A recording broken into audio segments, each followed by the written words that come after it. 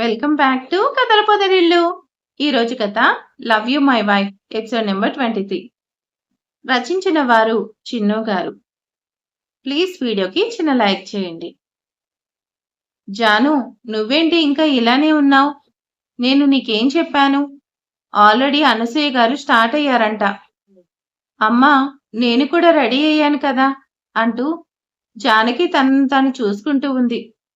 జాను, నీ అత్తారింటి వాళ్ళు నిన్ను ఫస్ట్ టైం కలవబోతున్నారు. నువ్విప్పుడు శారీలో ఉంటే బాగుంటుంది కదా.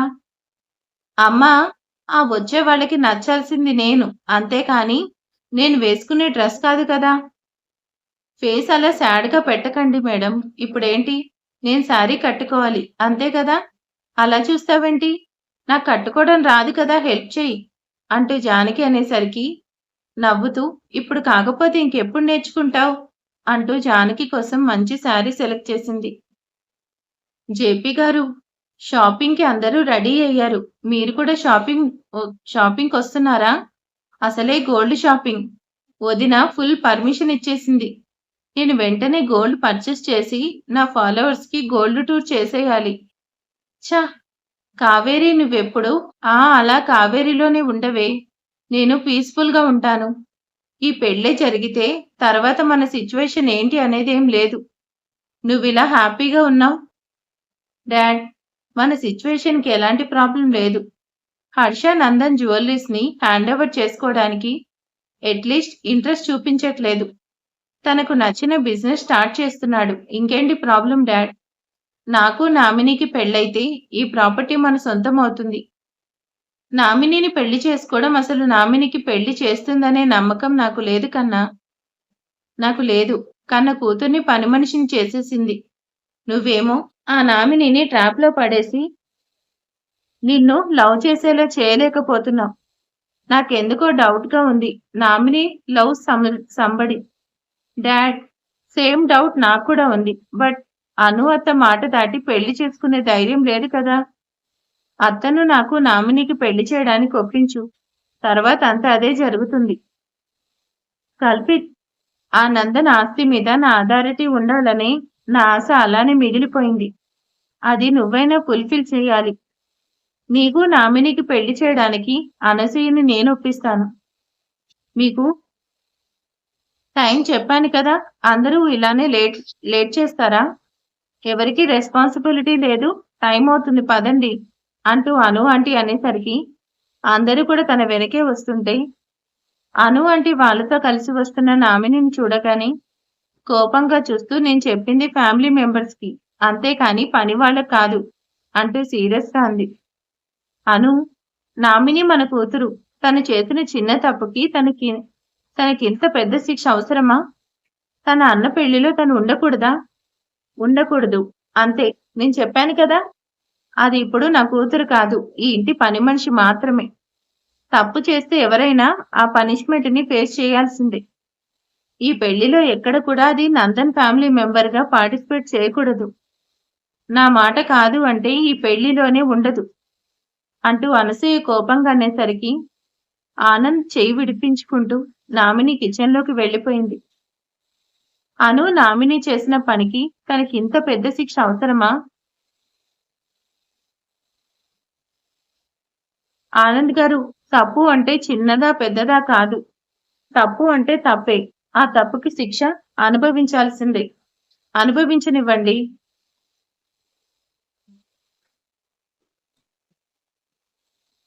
దాని ఇంట్లో ఉంచుకోవడమే ఎక్కువ టైం అవుతుంది.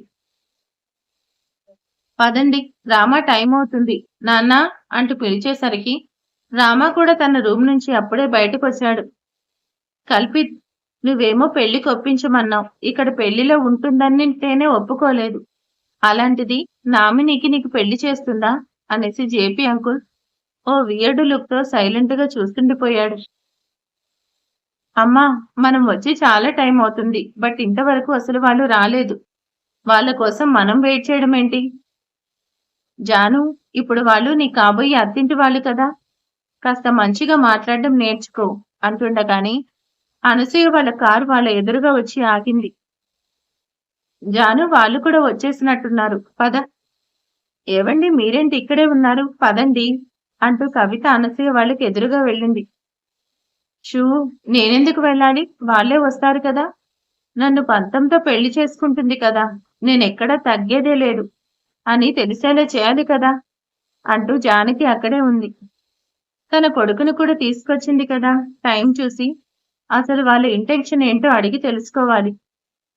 అనసూయ గారు మీకోసమే వెయిట్ చేస్తున్నాము అంటూ కవిత ఎవరి కోసమో మొత్తం చూస్తుంది. కవిత గారు మీ అల్లుడి కోసం చూస్తున్నారా? అదేంటంటే తను కూడా షాపింగ్‌కి స్టార్ట్ అయ్యాడు. బట్ లాస్ట్ సెకండ్‌లో తన బిజినెస్ కాల్ వచ్చింది. తను న్యూ బిజినెస్ కోసం బ్యాంక్ లోన్ అప్లై చేశాడు. బ్యాంక్ నుంచి ఇన్స్‌పెక్షన్‌కి వచ్చేసరికి లాస్ట్ సెకండ్‌లో రామ డ్రాప్ అయ్యాడు.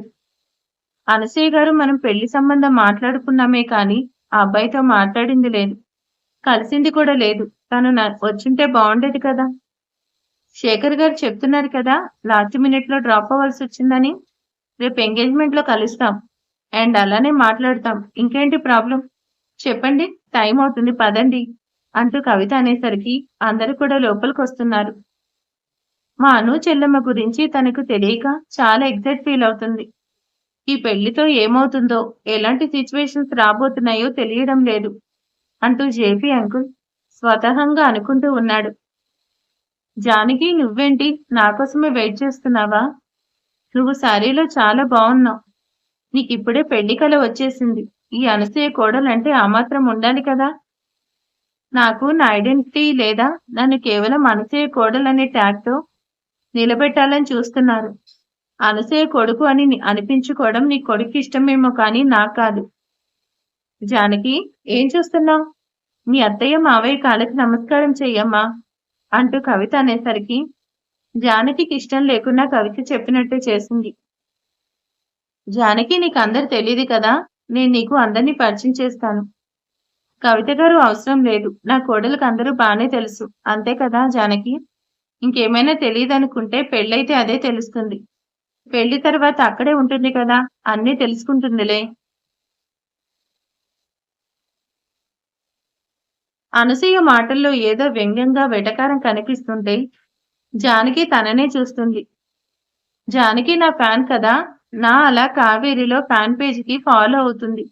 లైక్ కూడా చేసింది. ఏం జానకి? మీ అమ్మకి నువ్వు చెప్పలేదా? నన్ను గుర్తుపట్టలేదా? నా పేరు కావేరి. నేనుండేది అలా కావేరిలో. కావేరి నువ్వు కాసేపు సైలెంట్‌గా ఉంటావా? అంటూ తనని సీరియస్‌గా చూసేసరికి కావేరి అంటే దెబ్బకి సైలెంట్ అయ్యేసరికి అందరూ కూడా ఫస్ట్ శారీ సెక్షన్‌కి వెళ్లారు. ఈ పెళ్లి, ఎంగేజ్ హడావిడి అంతా కూడా నా మీద పంతం చేస్తున్నట్టే ఉంది. కానీ తన కొడుక్కి పెళ్లి చేయడం అనిపించట్లేదు. ఫస్ట్ తన కొడుకుతో మాట్లాడి అసలెందుకు తను ఈ పెళ్లి చేసుకుంటున్నాడు? నా గతం తెలిసి కూడా ఎంగేజ్‌మెంట్ వరకు వస్తున్నాడంటే తన మనసులో ఏముందో తెలుసుకోవాలి. జానకి నీకోసమే షాపింగ్ చేస్తుంటే నువ్వెక్కడో ఆలోచిస్తున్నావు? నీకీ శారీ బావుంటుంది కదా! అంటూ అను ఆంటీ అనేసరికి శారీ చూస్తే తెలీదు కదా! నేను ట్రయల్ రూమ్‌కి వెళ్లి ట్రై చేసి చూస్తానంటూ జానకి శారీ తీసుకొనొచ్చింది. Excuse me if you don't mind. మీరు మరేం అనుకోకపోతే నేను మీతో 2 మినిట్స్ మాట్లాడాలి అనుకుంటున్నాను. డాడ్ ఇదేంటి? ఆ జానకి నాతో ఏం మాట్లాడాలనుకుంటుంది? నాకేం అర్థం కావట్లేదు. కల్పిత్ నీతో మాట్లాడేదేముంటుంది? రామ ఎలా ఉంటాడు? ఏం చేస్తుంటాడు? ఇలా తన కోసం అడుగుతుందేమో అంతే కదా! అసలే అనసూయకి కాబోయే కోడలు. మనం కాస్త మంచిగా ఉండాలి. కల్పిత్ అంటూ నవ్వుతూ, మెల్లిగా చెప్తూ, నువ్వు మాట్లాడుతూ ఉండమ్మా. నేను నా కావేరి కోసం వెళ్తాను. అసలు అది ఎక్కడుందో ఏం చేస్తుందో అంటూ జేపీ అంకుల్ వెళ్ళిపోయాడు. కల్పిత్ రామ్ జానకిని చూస్తూ మీరు నన్నేదో అడగడానికి వచ్చినట్టున్నారు. మీరు నన్నేం అడగాలనుకుంటున్నారో ఫాస్ట్‌గా అడిగేయండి. అమ్మ చెప్పినట్టు చేయడమే తెలుసు కదా! అమ్మకి చెప్పకుండా మాట్లాడడానికి భయపడుతున్నాడనుకుంటా. నేను అడగాల్సింది అడిగేస్తాను. అమూల్ బేబీతో ఎలా మాట్లాడాలి? ఎలా స్టార్ట్ చేయాలి? What else? తనకు అన్ని విషయాలు చెప్పి తనెందుకు ఈ పెళ్లి చేసుకోవాలనుకుంటున్నాడో అడిగేయాలి. రామాగారు నేను మిమ్మల్ని ఏం అడగాలనుకుంటున్నానంటే రామా నన్ను రామ అంటుందేంటి? నా నేమ్ కల్పిత్ రామ్ కాబట్టి నన్ను అలా పిలుస్తుందా? అనేసి అనుకుంటూ చూస్తున్నాడు. రామగారు యాక్చువల్లీ ఇది నేనే మీకు చెప్పాలి. బట్ నాకంటే ముందు మా అమ్మ మీకు చెప్పింది. బట్ నేను చెప్పడం నా రెస్పాన్సిబిలిటీ కదా! అందుకే చెప్పాలనుకుంటున్నాను. అలాగే కొన్ని ఇష్యూస్ క్లారిటీ కోసం మిమ్మల్ని కలిసి మాట్లాడాలనుకుంటే ఇప్పుడే టైం దొరికింది. హర్షిత్ రామ్ గురించి అడగాలనుకుంటుందా? కానీ అదేదో డైరెక్ట్‌గా అడిగేయొచ్చు కదా! ఎందుకిలా లాగ్ చేస్తుంది? అనుకుంటూ మీరేం చెప్పాలో స్ట్రెయిట్‌గా చెప్పండి అంటూ కల్పిత్ రామ్ అనేసరికి జానకి కూడా తనని అడగడానికి డిసైడ్ అయ్యి అన్నంతలో జానకి అంటూ అక్కడికొచ్చింది కవిత. జానకి నువ్విక్కడేం చేస్తున్నావు? ట్రైల్ ఆ సైడ్ ఉంది కదా! యాక్చువల్లీ ఆంటీ తను నాతో ఏదో మాట్లాడాలనంటుంది. అమ్మా నేను రామాకి నువ్వు నిజం చెప్పినా నేను కూడా చెప్తే బావుంటుంది కదా! అందుకే రామాగారితో మాట్లాడడానికొచ్చాను. నువ్వెందుకొచ్చావు? My God! జానకికి శారీ కట్టుకోవడం రాదని నేనే వచ్చి మంచి పని చేశాను. లేదంటే ఈరోజు నేను దాచిన నిజం అందరిలో తెలిసిపోయేది. నేనికపై ఇంకా కేర్‌ఫుల్‌గా ఉండాలి అనుకుంటూ అదేం లేదు బాబూ. జానకి పెళ్లి తర్వాత తన స్టడీస్ కంటిన్యూ చేయాలంటుంది. అదే మాట్లాడుతుంది. మిమ్మల్ని మీ అమ్మ పిలుస్తుంది. ఓహ్! ఆంటీ అదంతా కూడా నాకు చెప్పడం ఎందుకు? ఆల్రెడీ అంతా మాట్లాడడం, ఒప్పుకోవడం కూడా జరిగింది కదా! జానకి నువ్వు హ్యాపీగా పెళ్లి తర్వాత నీ స్టడీస్ కంటిన్యూ చేయొచ్చు. నిన్నెవరు అబ్యూజ్ చేయరు. నీ డౌట్స్ క్లారిఫై అయ్యాయి కదా! అంటూ కల్పిత్ రామ్ అక్కడి నుంచి వచ్చేశాడు. జానకి అసలు నువ్వేం చేస్తున్నావు? ఇదంతా ప్రతిసారి మాట్లాడితే వాళ్ళకు కష్టంగా ఉంటుంది. ఎప్పుడు కూడా ఈ టాపిక్ మాట్లాడదు అని చెప్తున్నాను కదా! అమ్మా! కానీ అసలు తెలిసి కూడా ఎందుకు పెళ్లి చేసుకోవాలనుకుంటున్నాడు? అసలు తన మనసులో ఏముంది? అదంతా తెలియాలి కదా! జాను, ఆ అబ్బాయి మనసులో ఏముంటే మనకెందుకు? అనసూయ గారు మాటిచ్చారు కదా! అమ్మా! అనసూయ గారు ఒప్పుకుంటే మాత్రం పెళ్లి చేసుకునేది తనే కదా! మరి తన ఉద్దేశం కూడా తెలియాలి కదా! అందుకే తన మనసులో ఏముందో తెలుసుకోవడానికొచ్చి మాట్లాడాను. జాను అదంతా బానే ఉంది. కానీ ఎందుకు తనతో మాట్లాడుతున్నావు? సూ ఇది మరీ బావుంది. పెళ్లి చేసేది మీరేనా? పెళ్లి చేసుకునేది తనే కదా! పెళ్ళికొడుకుని అడగాలి కదా! జానకి ఆ అబ్బాయి పెళ్ళికొడుకు అనుకుంటుందా? పర్లేదులే. ఇది ఒక అందుకు మంచిది. నేను రావడం ఆలస్యమైతే నిజం చెప్పేసేది. అంటే జానకికి పెళ్ళికొడుకెవరో తెలీదన్నమాట. పెళ్లి జరిగే వరకు తెలియకుండా ఉండడమే మంచిది. జాను ఇంకెప్పుడు ఈ విషయం ఎవరితో మాట్లాడడానికి ట్రై చేయొద్దు. ఆ గతం నీ భవిష్యత్తుకి అడ్డం అవ్వకూడదు. అర్థమైంది కదా! పద. నీకోసం వెయిట్ చేస్తున్నారు అంటూ జానకిని తీసుకొని వెళ్ళింది. ఎంగేజ్‌మెంట్‌కి షాపింగ్ అంతా కంప్లీట్ చేసుకొని ఈవినింగ్‌కి జానకి వాళ్ళను మిథిలా నగర్‌లో డ్రాప్ చేయడానికొచ్చారు. కవిత గారు, రేపు కారు వస్తుంది. మీరు గుడికొచ్చేయండి అంటూ చెప్పి అందరూ కూడా రిటర్న్ వెళ్ళిపోయారు. జాను రేపే నీ ఎంగేజ్‌మెంట్. నాకు చాలా హ్యాపీగా ఉంది. అంకుల్ ఏంటి షాపింగ్‌కి వెళ్లి వచ్చినట్టున్నారు? నాకు చెప్తే నేనే మీకు హెల్ప్‌గా వచ్చేవాడిని కదా! విలాస్ రేపు జానకి ఎంగేజ్‌మెంట్. తన అత్తింటి వాళ్ళు ఇప్పుడే డ్రాప్ చేశారు. అంకుల్ జానకి ఎంగేజ్‌మెంట్‌కి నన్ను ఇన్వైట్ చేయట్లేదా? నువ్వు మరేం అనుకోకు బాబు. మేము ఎంగేజ్‌మెంట్ సింపుల్‌గా చేసేస్తున్నాం. పైగా నువ్వప్పుడే శుభకార్యాలకు రాకూడదు. మీరేంటి ఇక్కడే ఉంటారా? పదండి అంటూ శేఖర్‌తో కటువుగా అంటూ వాళ్ళని తీసుకొచ్చేసింది. నా జానుని నాకు కాకుండా చేయడానికి ట్రై చేస్తున్నావా? ఇదంతా ఎలా జరగనిస్తాను?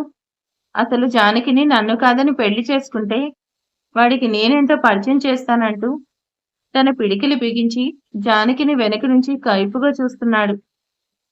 జాను నీ అందం నా మనసు అనుక్షణం అనుభవిస్తుంది. కానీ నీ తనువుని అనుభవించాలని కోరుకుంటుంది. నిన్నేమైనా వదిలిపెట్టను కదా! అంటూ అక్కడి నుంచి వెళ్ళిపోయాడు విలాస్. నువ్వేం టెన్షన్ అవ్వకు. నేను తెలుసుకుంటాను కదా! ఆంటీ నీకు తగ్గ మ్యాచే సెట్ చేశారంటే నీకు తగ్గ అమ్మాయినే చూసుంటారు. హర్ష ఇప్పుడైనా అన్నీ వదిలేసి హ్యాపీగా పెళ్లి చేసుకోరా. నీ అబ్బా! నీ దగ్గర నేను సజెషన్స్ తెలుసుకోవడానికొచ్చాననుకున్నావా? నువ్వేం చేస్తావో తెలీదు. ఫస్ట్ మామ్‌తో మాట్లాడి నా కోసం మామ్ చూసిన అమ్మాయి ఎవరో తెలుసుకొని నాకు చెప్తే నేను తనని పర్సనల్‌గా కలవాలి. హుహు. నువ్వెందుకు కలవాలనుకుంటున్నావో నాకు తెలీదా? తనను కలిసి తమరి రాజకార్యాలను తనతో చెప్తావు. నీ గురించి తెలిసి కూడా నిన్నెలా పెళ్లి చేసుకుంటుంది అనుకుంటున్నావు. మగాడి పాస్ట్‌ని ఎవరు పట్టించుకోడు. తన ఫ్యూచర్‌ని మాత్రమే చూస్తారు. అందుకే చెప్తున్నాను. ఇదంతా వదిలేసి ఆంటీ చెప్పినట్టు పెళ్లి చేసుకో హర్ష. షూ బేసిక్‌గా మనకి పెళ్ళంటేనే ఇంట్రెస్ట్ లేదు. బట్ మామ్‌కి మాటిచ్చాను కాబట్టి పెళ్లి చేసుకుంటాను. ఆ రోజు నా వల్ల మామ్ అందరిలో ఇన్సల్ట్ అయింది. నేను నా పెళ్లిని క్యాన్సిల్ చేసుకుంటే నేను హ్యాపీ అనుకున్నాను. బట్ దానివల్ల మామ్ అంత సఫర్ అవుతుంది అనుకోలేదు. అందుకే మామ్‌కి పెళ్లి చేసుకుంటానని మాటిచ్చాను. అలాగే పెళ్లి చేసుకుంటాను. బట్ కండిషన్స్ అప్లై నేను చేసిన కండిషన్స్‌కి ఒప్పుకున్న అమ్మాయినే పెళ్లి చేసుకుంటాను. నిజాన్ని దాచినా అది ఎక్కువ రోజులు దాచలేం. ఎప్పటికైనా నిజం బయటపడుతుంది. ఇప్పటికే నేను మామ్ దగ్గర దాచిన నిజం బయటపడిన రోజు నేను తనను ఫేస్ చేయలేను.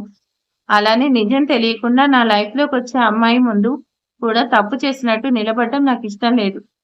అందుకే నా కండిషన్స్‌కి ఒప్పుకున్న తర్వాతే తనను పెళ్లి చేసుకుంటాను.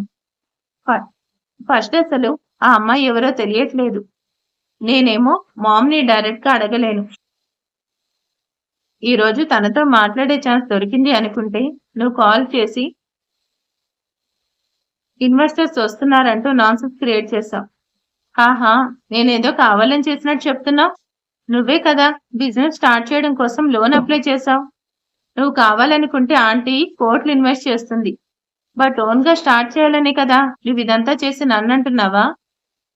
షూ వైష్ అసలే తిక్కలో ఉన్నాను. ఇంకా ఇరిటేట్ చేయకుండా ఉంటావా? ఫస్ట్ మామ్‌తో మాట్లాడి అసలు ఆ అమ్మాయి ఎవరు ఏంటి అన్ని డీటెయిల్స్ తెలుసుకో.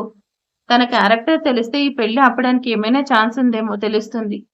లేదంటే నేనేం చేయాలో అదే చేస్తాను. హర్ష నీకు పెళ్లి చేయాలని ఆంటీ అనుకుంటుంది. నేను కూడా నీ పెళ్లి కోసమే వెయిట్ చేస్తున్నాను. నీకు పెళ్లి మీద నమ్మకం వస్తేనే నేను నీతో చెప్పాలనుకున్నది చెప్తాను. అనుకునేలోపు వైష్ మొబైల్ రింగ్ అవుతుంటే వైష్ మళ్ళీ మహి కాల్ చేసిందా? తనకేం పనిలేదా? అందుకే ఈ రిలేషన్స్‌కి దూరంగా ఉండాలనేది. బట్ ఎవరు నా మాట వినరు కదా! అంటూ నందనవనంలో కారు ఆపేశాడు హర్షిత్ రామనందన్. హా! నేను తర్వాత మాట్లాడతానులే అంటూ టెన్షన్‌గా కాల్ కట్ చేసేశాడు వైష్. అను ఆంటీ మీరు చాలా బిజీగా ఉన్నారు. నా ఫ్రెండ్‌కి మ్యారేజ్ సెట్ అయింది. రేపే ఎంగేజ్‌మెంట్. బట్ నన్ను మాత్రం పిలవలేదు. నేను మీ మీద చాలా కోపంగా ఉన్నాను ఆంటీ అంటూ వైష్ అను ఆంటీ పక్కనే కూర్చున్నాడు. వైష్ నేను నేను చెప్పడం ఏంటి? నువ్వు రామ ఫ్రెండ్. అంటే ఆల్మోస్ట్ నువ్వు కూడా ఈ ఇంట్లో మెంబర్ అన్నట్టే కదా! నువ్వు లేకుండా నీ ఫ్రెండ్ పెళ్లి జరుగుతుందా? రామ నీకు చెప్తాడని తెలుసు కదా! ఇప్పుడేంటి నువ్వే వచ్చావు కదా! నువ్వే రామ పెళ్లి దగ్గరుండి చేపించు. హా! ఆంటీ. బట్ ఇంతవరకు ఆ అమ్మాయి ఎవరేంటో చూడలేదు. ఐ మీన్ నేను చూడలేదు కదా! నా ఫ్రెండ్ చేసుకునే అమ్మాయి ఎలా ఉందో నాకు చూడాలనిపిస్తుంది. ఫస్ట్ పెళ్లి కూతురు ఆ అమ్మాయి పేరు చెప్పండి ఆంటీ. అను ఆ మాటకి నవ్వుతూ నీకు చెప్పకుండా ఉంటానా? తను నీకు కూడా బాగా తెలిసిన అమ్మాయే. నా రాముడు పక్కనే నిలబడే అర్హత ఉన్న తన పేరు అంటూ అనసూయ అనంతలో అమ్మో! వామ్మో! దెయ్యం! అనే జేపీ అరుపుకి అందరూ కూడా షాక్‌గా జేపీ రూమ్ వైపు పరుగులు పెట్టారు. జేపీ అన్నయ్య ఏమైంది? ఎందుకలా అరిచావు? జేపీ గారు నేను దెయ్యం కాదు. నేనే మీ అలా కావేరిని. నా పేరు కావేరి. నేనుండేది అలా కావేరి. రేపు ఎంగేజ్‌మెంట్ కదా! అందుకే అందంగా రెడీ అవ్వడానికి మేకప్ వేసుకున్నాను. అది మేకప్ కాదు. దెయ్యంలాగా ఉన్నావు కదే! నిన్ను చూస్తే నీ దెబ్బకి చచ్చేలా ఉన్నాను. అసలు ఈ అవతారం ఏంటి చెల్లెమ్మా నువ్వైనా దీనికి అర్థమయ్యేలా చెప్పు. షూ కాసేపు అందరూ మౌనంగా ఉంటారా? రేపు రామ నిశ్చితార్థం. అందులో ఏమైనా తేడా వస్తే ఎవరిని వదలను. ఇవన్నీ వదిలి సక్రమంగా ఉండండి. కావేరి ఎంగేజ్‌మెంట్‌లో నువ్వేమైనా చేశావంటే మాత్రం నేను అస్సలు వదిలిపెట్టను. పదండి అంటూ అందరూ కూడా బయటకొచ్చేశారు. జేపీ గారు మీరెందుకు అరిచి వదిన దగ్గర నన్ను ఇరికించారు? ఛ! నిన్నిలా చూస్తే ఎవడైనా భయపడాలి అంటూ జేపీ అంకుల్ వెళ్ళగానే కావేరమ్మ మిర్రర్‌లో చూస్తూ దెబ్బకి దడుచుకుంది. నిజమే. జేపీ గారు అన్నట్టు నేనిలా ఉన్నానేంటి? ఛ! వీడిని డీటెయిల్స్ తెలుసుకోరా అంటే వీడేమయ్యాడు? వైష్ నువ్వెక్కడున్నావురా? అంటూ వైష్ కోసం రామ మొత్తం వెతుకుతూ బయట గార్డెన్ వైపుగా వెళ్తున్నాడు. నువ్వెందుకు నాకు కంటిన్యూయస్‌గా కాల్ చేస్తున్నావు? నేనే టైం తీసుకొని కాల్ చేస్తానన్నాను కదా! నేను కట్ చేస్తున్నానంటే ఏంటర్థం? నా సిట్యుయేషన్ కూడా అర్థం చేసుకోవాలి కదా! నాకెవరి సిట్యుయేషన్స్ అవసరం లేదు. నా వల్ల కాదు. ఇదంతా నేను భరించలేను. ఇంకెన్నాళ్ళు ఈ నాటకం? వైష్ మన ప్రేమ విషయం అందరికీ తెలియాలి. నీకు నాకు పెళ్లి జరగాలి. ఈ కష్టాలు బాధలు నా వల్ల కాదు. పెళ్లి అంటే సింపుల్ గా మాట్లాడేస్తున్నావు. దాని తర్వాతే వచ్చే కాంప్లికేషన్స్ ని ఇమాజిన్ చేయగలవా? హర్షకి పెళ్లి సెట్ అయింది కదా. ఒక్కసారి హర్ష పెళ్లి జరిగిన తర్వాత హర్షకి మన లవ్ సంగతి చెప్పేస్తాను. హర్షనే మన పెళ్లి కోసం మాట్లాడతాడు. అంతేకాని నా ఫ్రెండ్ ని మోసం చేసి నిన్ను పెళ్లి చేసుకోలేను. ఇప్పటికీ నిన్ను ప్రేమిస్తూ వాణ్ణి మోసం చేస్తున్నాను. అదే నా వల్ల కావట్లేదు. వైష్ అనే హర్ష మాటకి వైశాల్ షాక్ గా వెనక్కి తిరిగాడు. హర్ష తన దగ్గరికొస్తే నువ్వు ఇక్కడేం చేస్తున్నావు? ఈ టైంలో బయటకు వచ్చావేంటి? తనతోనే మాట్లాడుతున్నావా? హర్ష అంటూ వైష్ కాస్త తడబడుతూ చూస్తున్నాడు. మహితోనే మాట్లాడుతున్నావా అంటున్నాను. ఇందాకలా కాల్ చేసింది కదా. ఇప్పుడు కాల్ లిఫ్ట్ చేయనందుకు బుజ్జగిస్తున్నావా? అందుకే ఈ రిలేషన్స్ కి దూరంగా ఉండాలనేది. ఇంకా లైన్ లోనే ఉందా? నేను మాట్లాడతాను. లేదు, కాల్ కట్ అయింది. తర్వాత మాట్లాడుకోవచ్చు. లేట్ అయింది కదా. రేపే కదా నీ ఎంగేజ్మెంట్ అంటూ హర్షని తీసుకుని అక్కడి నుంచి హర్ష రూమ్ కి వెళ్ళిపోయాడు. ఏయ్ అనే అనసూయ మాటకి అవుట్ ఆఫ్ స్వైప్ గా వెళ్తున్న నామిని భయంగా అక్కడే ఆగింది. అనసూయ నామిని ముందుకొచ్చి తననే చూస్తుంటే నామినికి భయంతో ప్రాణం పోతున్నట్టుగా ఉంది. ఈ టైం వరకు నువ్వేం చేస్తున్నావు? అసలు ఇక్కడేం చేస్తున్నావు? వర్కర్స్ డ్యూటీ టైం ఆల్రెడీ అయిపోయింది కదా. నువ్వు ఇంకా ఇక్కడే ఎందుకున్నావు? ఈ రోజు వర్క్ కంప్లీట్ అవ్వలేదు. అందుకే లేట్ అయింది మ్యామ్. మామ్ మేడం, నేనిప్పుడు నీకు మామ్ కాదు మేడం. అర్థమైంది కదా. రామ పెళ్లిలో నువ్వెక్కడ ఉండకూడదు. నువ్వు చేసిన దానికి నువ్వేసే పనిష్మెంట్ నీ అన్న పెళ్లిలో నువ్వెక్కడ కనిపించకూడదు. అర్థమైంది కదా. రేపు ఎంగేజ్మెంట్ కి కూడా నువ్వు రావడానికి వీల్లేదు. నేను చిన్న తప్పు చేసినందుకు నన్ను అన్నయ్య పెళ్లికి కూడా ఎందుకు దూరం చేస్తున్నావు? షూ అంటూ కోపంగా చెయ్యి అడ్డు పెడుతూ, తప్పులో చిన్న పెద్ద ఉండదు. ఒకసారి తప్పు చేస్తే నా దృష్టిలో తప్పు చేసినట్టే. వాళ్లను జన్మలో క్షమించను. నిన్ను కూడా క్షమించే ప్రసక్తే లేదు అంటూ కోపంగా అనసూయ అక్కడి నుంచి వెళ్ళిపోయింది.